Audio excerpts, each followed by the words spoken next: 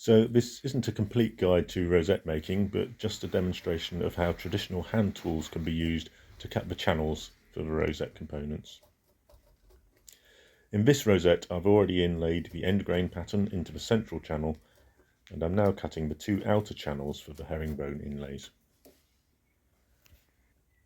So I've already used the circle cutter to cut the inner and outer edges of the outer channel, and I'm now using the hand router to excavate that channel.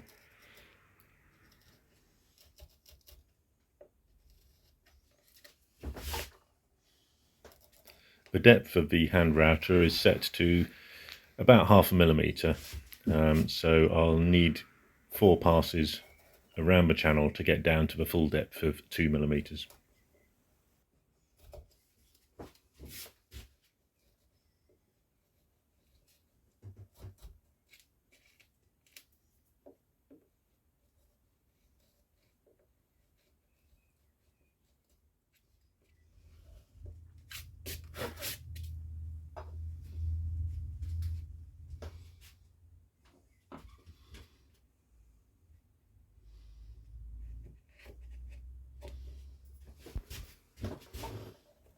I'm now using the circle cutter to cut the inner channel of the rosette. For the outer edge of the cut, the blade is set so that the bevel is towards the centre. When I change to cutting the inner edge of the channel, the blade will be turned round so that the bevel is facing outwards. This means that both cuts will have vertical faces.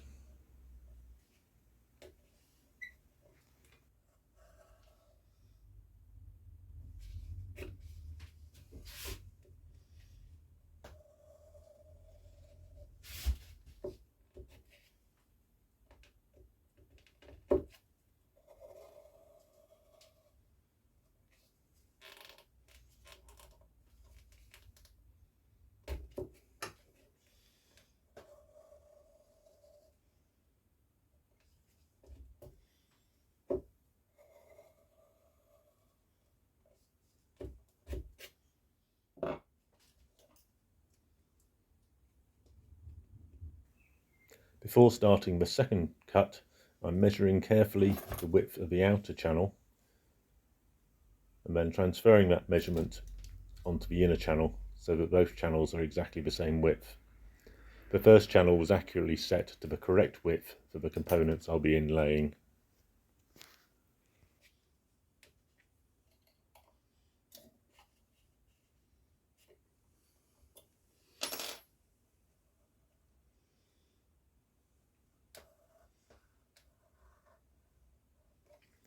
Before continuing the second cut all the way around, I'm going to route out a small section in the area that will be covered by the fingerboard. I can use this to do a test fit with the actual components.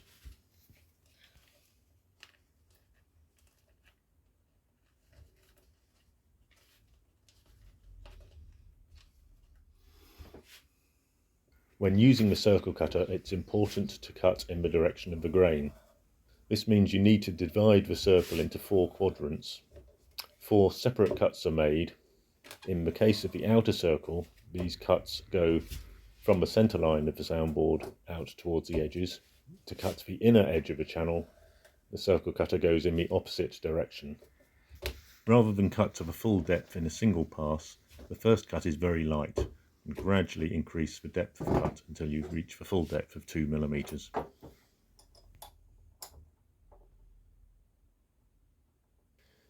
We're now back with the hand router.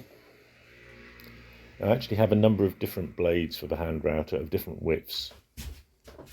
The width of the blade needs to be slightly less than the channel you're cutting, and it's very important that the blade is sharp.